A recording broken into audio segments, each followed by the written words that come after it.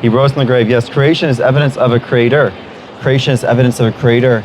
And we're here today to tell you that that creator, the creator of this world, the King of Kings and the Lord of Lords, he wants a relationship with you. But your sin, it separated you from God. Your sin is broken relationship. Your sin has made it so that you can't have a relationship with God, but Jesus has died for you so you can be forgiven. He died for you so you can be forgiven. So receive his forgiveness today. Receive the forgiveness of Jesus Christ today. Receive the forgiveness into your heart today. You believe in Jesus, young man? Why not? No, I know. I'm always curious, like, why do people believe what they believe? I didn't grow up in church, so it's like, why? I mean, I do think there's potential of him being, you know, like an actual person. I don't know if I necessarily believe some of the teachings in terms of who he was, like, you know, like who he is just as a figure. I do believe he could have been a real physical person in our reality, but I don't necessarily align myself with any of the beliefs of the church at all. Yeah. Do you believe in God?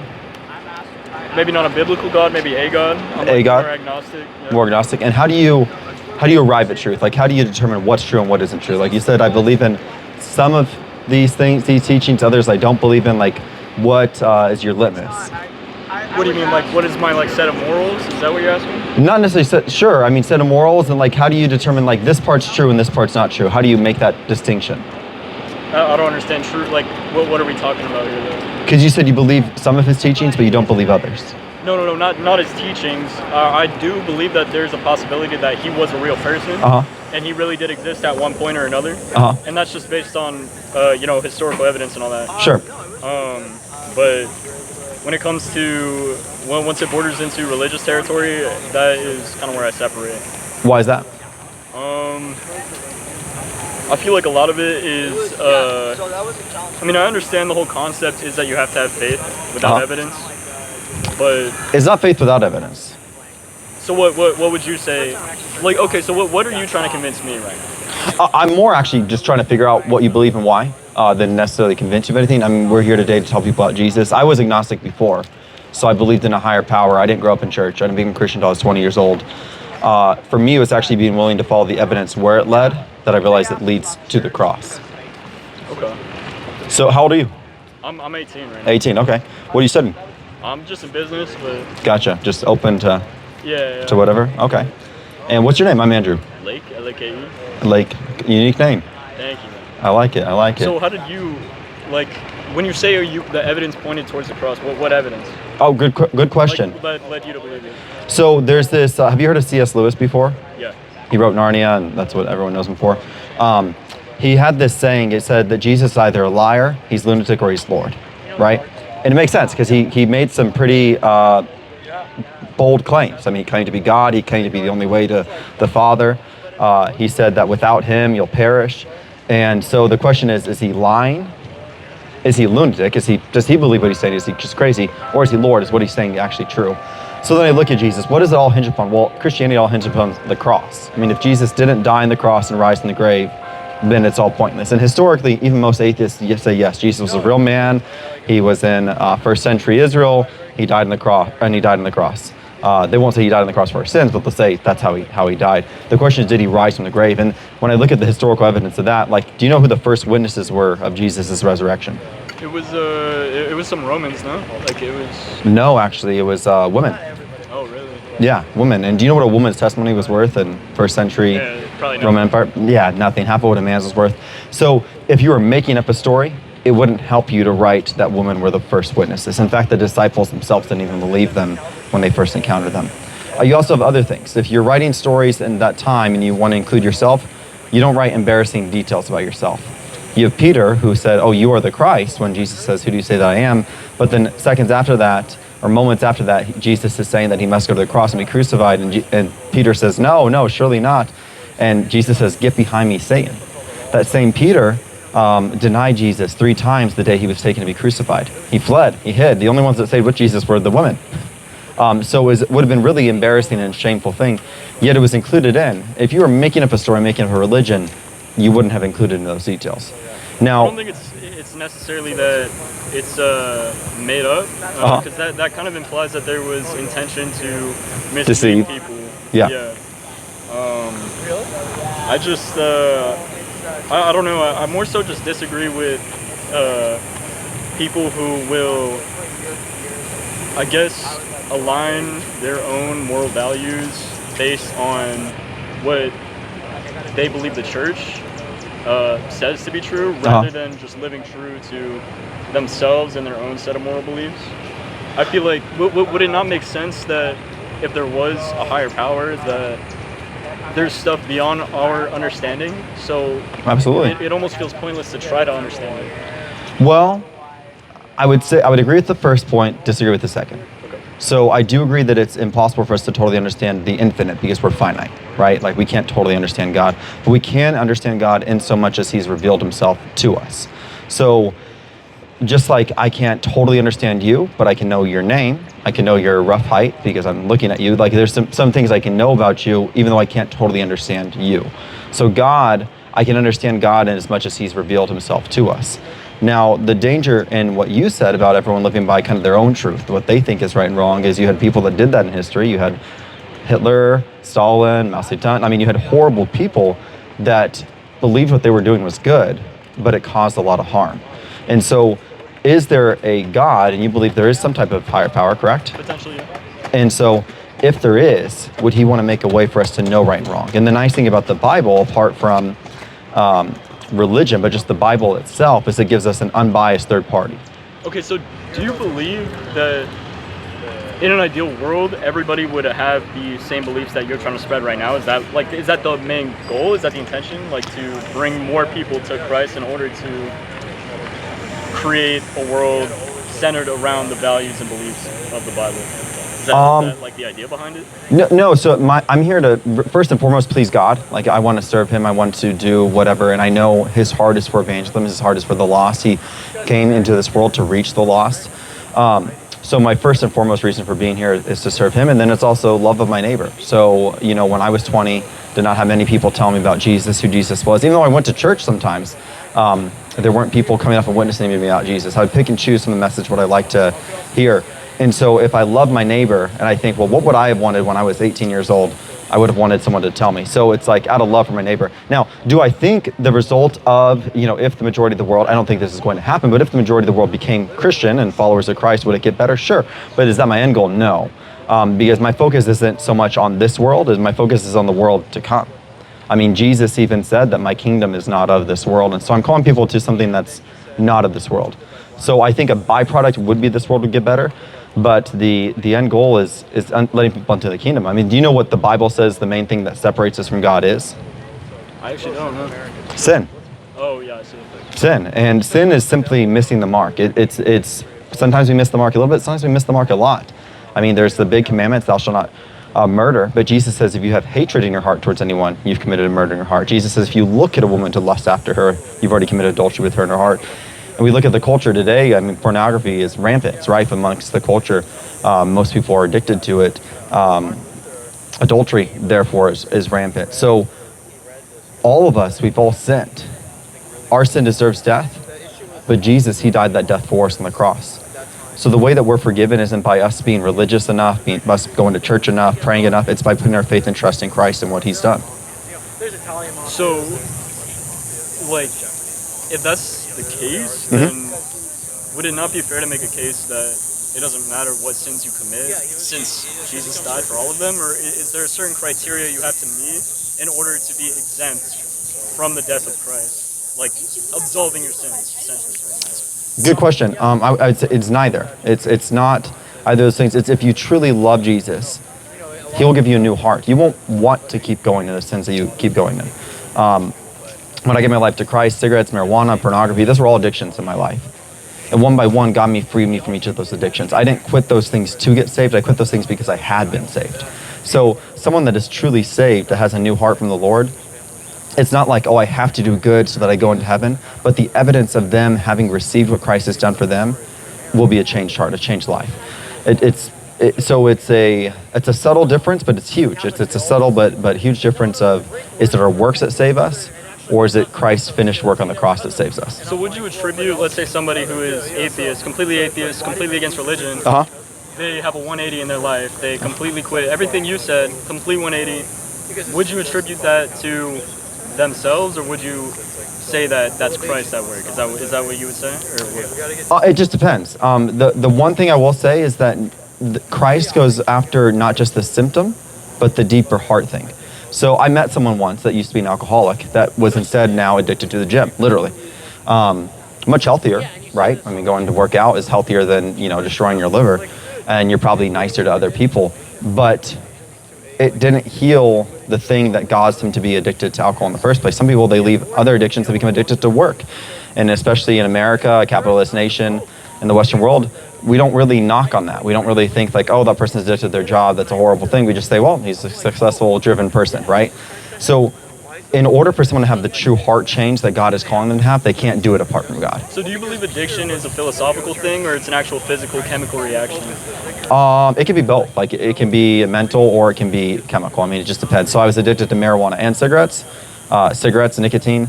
There is a definite mental, a chemical addiction, a physical component. But marijuana I was addicted to.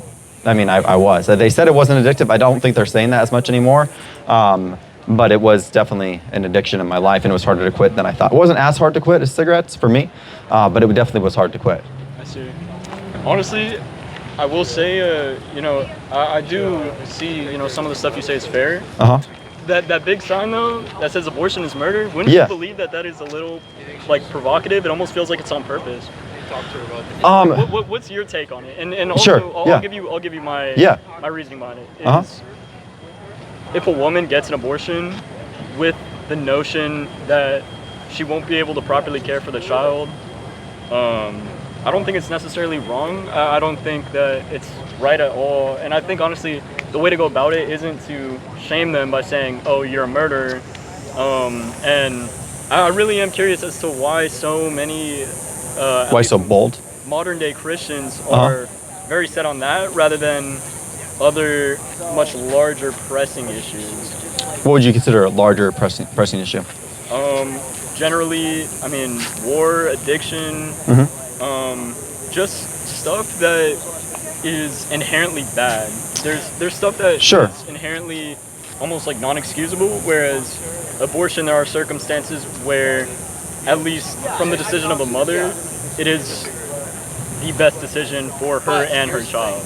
Well, I would disagree with your last point, but I appreciate you sharing what you think. Do you know how many children a year die of abortion? It's a lot. In this nation? It's like 3 million now or something. In this nation, it's 1 million. 1 million. Okay. So when you say bigger issues, like even the wars that are going on, I mean, there's 5,000 to 7,000 people a week dying in Ukraine. It's horrible. My friend's Ukrainian, actually.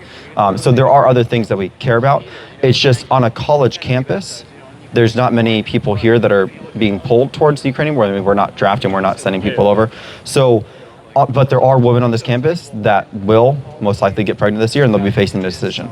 And if there's no guilt, there would be no shame. If there was nothing wrong with it, there would be no shame. But we all find ourselves shamed because of our sin. And the reason why people are ashamed is because it is sinful. So if there wasn't any guilt, like if I had a sign that said removing tumors is murder, people just laugh at me. They'd be like, who cares? Who cares what that guy thinks? But there's something different about it. Why is that? Because there's more than just a compass cells. That compass cells is a living being organism. Now you mentioned what if the mother can't financially take care of the child? I think it's more, the moral conundrum more comes from the concept of if that child was born. I don't think it's just a blanket statement. It's the sin that's making them feel bad. I feel like anybody, it's a hard decision to make, and obviously it's not an easy decision to make, and I think that clearly if a woman puts a lot of thought into it, then there's no way to go about it without feeling bad. It's a lose-lose, right? You have one scenario where you terminate, and then you have the other scenario where you keep the child, but the child has a life that you can't provide for it. You can't provide for the child. It's a life of struggle, a life of suffering. Well, I mean, I look at my own life. My birth mother was 19 when she had me. She left when I was a baby, so she was too young, too poor, and all those things. And she left when I was around 1 year old, never knew her. My father was in and out of my life because of drug addiction, so I had a life of struggle, of difficulty, of not feeling wanted. And I mean, it did have an effect in my life, so I'm not denying what you're saying about that. But does that mean my life should have been killed? That's like a mercy killing. There's children alive today that are 2 years old. There's born children alive today. They're 2 years old. They're in rough families. They're in families that don't love them the way they should, that are abusive and all those things.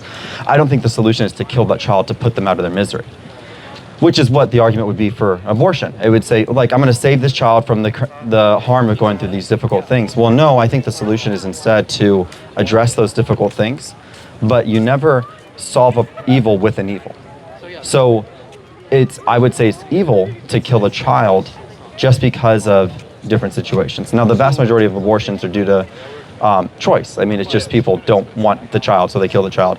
And it's for a few moments of pleasure that child now was created and then lost their life, and I don't think that's a right thing. So the reason why I address it is because... When do you think life begins? It's not about when I think it's, I mean, when does life begin? If you were to Google it right now, it's conception. Conception, okay. Yeah, I mean, that's scientific, biologists agree with me. Life and I guess the experience of being a human. Uh-huh. I feel like at least in my beliefs, like, you know, my system of beliefs, what I think is that there's life on a technical level, on a scientific level. Sure. Begins at conception. Then there's the conscious awareness of life. Yeah, and then there's the consciousness. What's your earliest memory? Maybe about 3 years old. Would it have been okay to kill you too? I mean, I don't think it's necessarily an okay or not okay thing. I think that... You don't think it's okay or not okay to kill a 2-year-old? No. I don't think it's an issue of, is this thing okay or is it not okay? What I'm trying to get at is that you're not necessarily causing the child harm, as it's our consciousness that makes us human, in my opinion. What do you think makes us human? I think that we're all created in the image of God and that we have a soul. And I think that soul begins at conception. Okay. See, that's but consciousness, but even consciousness itself, like if you want to make the consciousness argument, consciousness isn't like this switch that flips on. I mean, they're still studying consciousness a lot because it's hard to define it. How do you define it? It's actually one of the evidences for there being a God, because we have this thing that we can think about the world whilst being in the world. Like, there's no reason that we should be able to think about the world, that we should be able to conceive of it. Even that in and of itself is a mystery of science. So, but consciousness is a scale, right? Some people are even more conscious than others. Some people are more aware than others. Some people have a higher development. A 2-year-old's level of consciousness is different than a 3-year-old's, is different than a 4-year-old's, different than a 18-year-old's. People use the excuse, you're still developing. Well, you're still developing. You're 18, so your brain won't stop developing as a male until 22. I think 26. Okay. Maybe it's 22, but I thought it was much later. I mean, they kept pushing back the date, and so there's this idea, like, they want to throw these euphemisms out. Oh, it's just a clump of cells. Well, so are you and I. We just are more cells, right? It's still developing. Well, so are you and I. We'll be developing and going through different stages of life up until the point that we die. The danger is when you ever declassify one group of humans as less than human, history has not boded well on that. And in Antebellum South, they said that black people were less than humans. And because of that, we had the atrocity of slavery. And it was Christians that rose up because of their belief in God and their belief in Jesus and their belief in all people, including the slave being created in the image of God, that they rose up against it. I mean, if you look at the history of abolitionists that stood against it, it was, by and large, like 98% Christians. If you look at the Holocaust in Nazi Germany, Hitler and the Nazis considered Jews less than human. And because of that, they treated 6 million Jews died. But also, I would make the argument that if it can't survive out of the woman's body, I feel like once the child is born, it is easier to consider it human. Or I'd say a heartbeat. I'd say around 8 months is, at least for me. You mean in the womb? Yeah. You know when the heartbeat's detectable? No, how old is it? At 6 weeks, the heartbeat is detectable. I see. The heart actually starts forming prior to that. It's small, so it's detectable at 6 weeks. I mean, brain also starts early on in child development. I mean, it all starts at the beginning. Because you have the moment that the sperm cell meets the egg cell, you have a zygote created. You have a unique strand of DNA, right? The X and Y chromosomes, or XX if it's a female. Right there, you have a unique child. If it can't survive on its own, is it even an organism? Well, an infant can't survive on their own. Outside of the body. I mean, an infant outside of the body can't survive. A born infant, a 1 month year old cannot survive on its own. If you leave a 1 month year old, leave a 2 year old. That's different though. It's its own system, whereas when it's in the mother, it's one system. It's not two separate systems. It's not two separate people. But why does that become the line? Like, why does that become the line? Because it's supposed, that's the way you and I were both in a womb at one point. Yes. That's how we came to be. You were just as much you then as you are you now. Obviously, you've grown and changed and learned how to experience. It's just like tomorrow you'll have more experiences than today. But you're you. I mean, your DNA, it's all there. Like your height, your eye color, your proportions, all that was determined at the moment of your conception. Yeah, but I'm more saying that it's more of like a symbiotic relationship between the mother and the fetus, because like the most fetus just means small child, by the way. Most Christian beliefs, I mean, that's just a translation. That's kind of I don't know. That feels like an irrelevant argument to me. It's not irrelevant. It's not irrelevant because people throw fetus in to dehumanize the child. So that's why that's why I say. That's why I say people want to say. That's why they use the euphemism fetus, clump of cells. It's just a squish, a blob. I mean, I've heard many of these things, but they're not true. In a scientific, yeah. I'm not opposed to saying the human fetus. Yeah. But it's more so like you're trying to separate the fetus from the mother in terms of human life, whereas until it is completely separated from the mother, it is all one organism, not two. But I feel like the belief that you're pushing is that the mother and the child are two separate organisms even at the start of conception, when well, scientifically, they are two organisms. I mean, unique bloods. I mean, they could have different blood types, different DNA. They are unique organisms. They are organisms. It's a symbiotic relationship, sure. I mean, one is reliant upon the other, yeah. But I would say that same thing. An infant is reliant upon a mother. I think that's a little different, though. That's more of actually nurturing the child. Obviously, if you leave a child out on the street, it's gonna die because it can't fend for itself. Right. Which we criminalize. I mean, there's laws against that. If you separated the fetus from the mother, it wouldn't be able to survive, not because of a lack of you caring for the child, but simply because it's not. Well, that's the exact reason. It doesn't have the means to survive outside of the mother's body. Well, here's the danger with that argument. I would say it's still neglect. I mean, there's just different types of neglect. One is neglect of a child. I mean, it's either way it's neglect. It's neglect from the natural things. I mean, a woman's womb is created for the sole purpose of caring for another. The woman's womb doesn't do anything to create for her. It's a unique organ. It's a beautiful organ that was created for bringing another child. It's a beautiful thing. That's all mammals, though. Sure, yeah. Yeah. But the point that I'm making is that it is for the purpose of care for another. So then the question becomes, when is it okay to neglect a child? Because we would have, I mean, if a woman gave birth to a child, she had a 1-month-old, and she said, I don't want this child anymore, she left it in the street or dumpster, that's a neglect. I mean, that's a neglect law. So against that, she would be charged. If that baby dies, she could even be charged with murder. Yeah. And she should, right? Because she's intentionally leaving a child in a way that it cannot survive without her, right? There are options for her. She can give the child up for adoption, for a fire station, things like that. But there's also options for the woman who's pregnant to give the child up for adoption, to have all her medical expenses paid for. And even if there weren't those things, and there's plenty of those options. Even if there weren't, it's never okay to kill a child. Like, I mean, I have a question that I like to ask people is, when is it okay to kill an innocent child?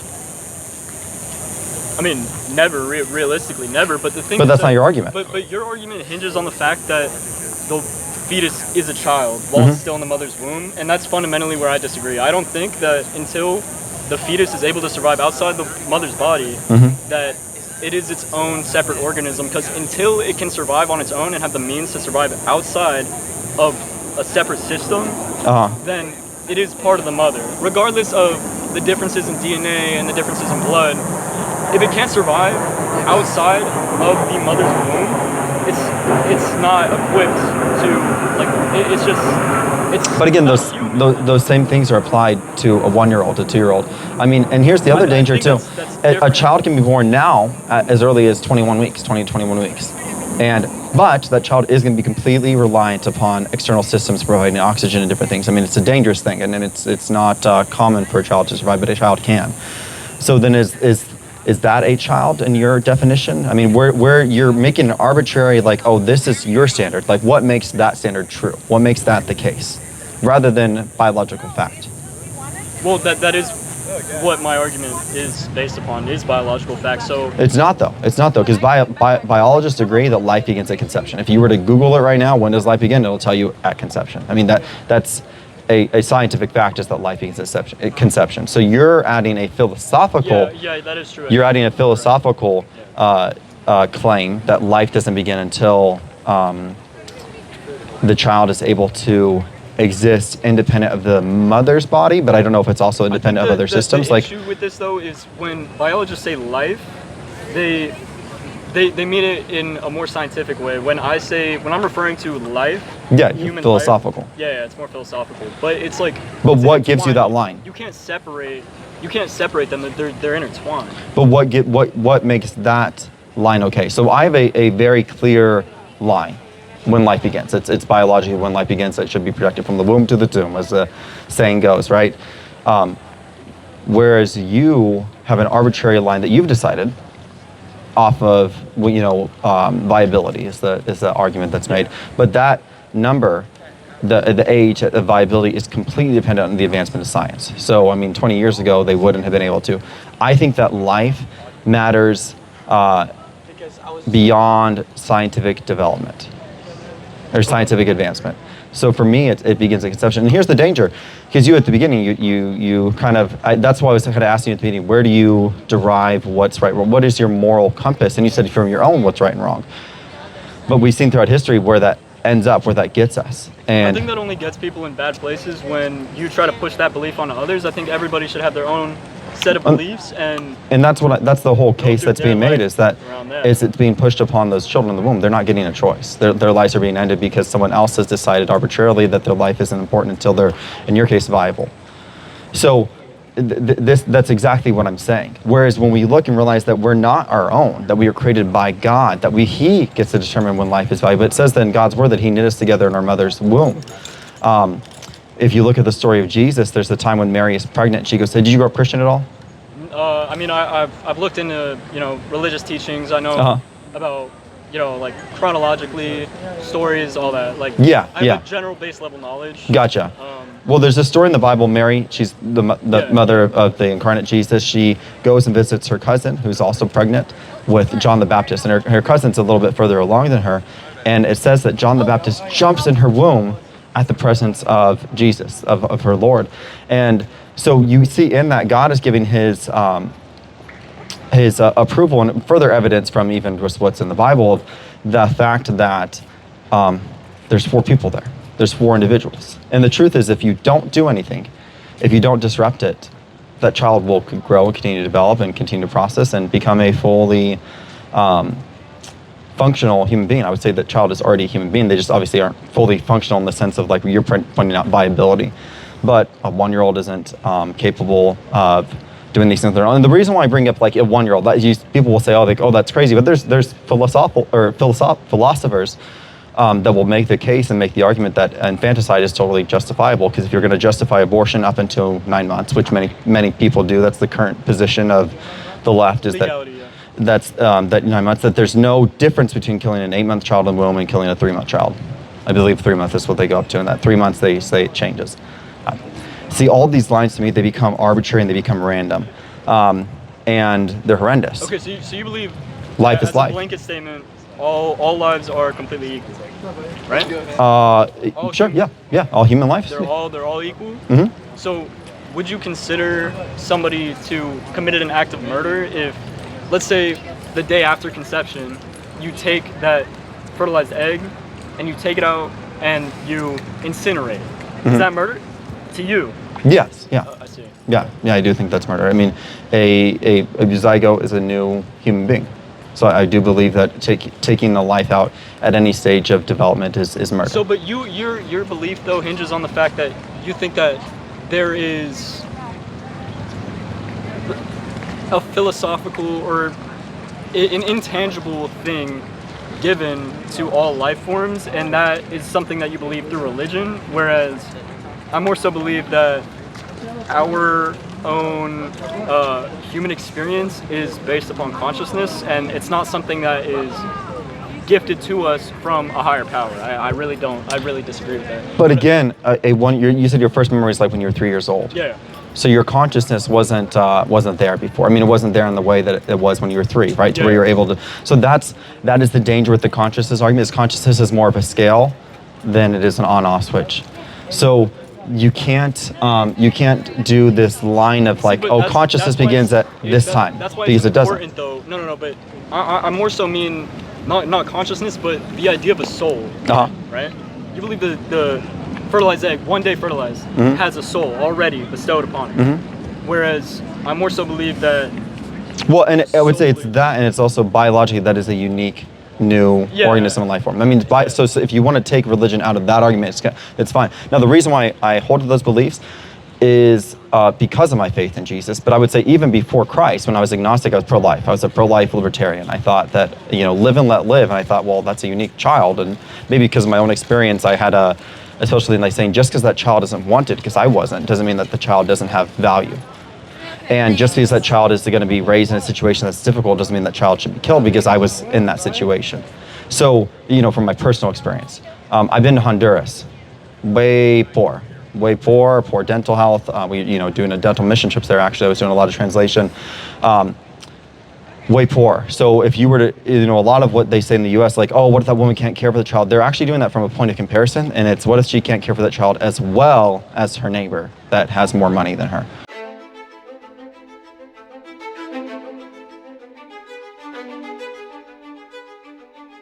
Thank you.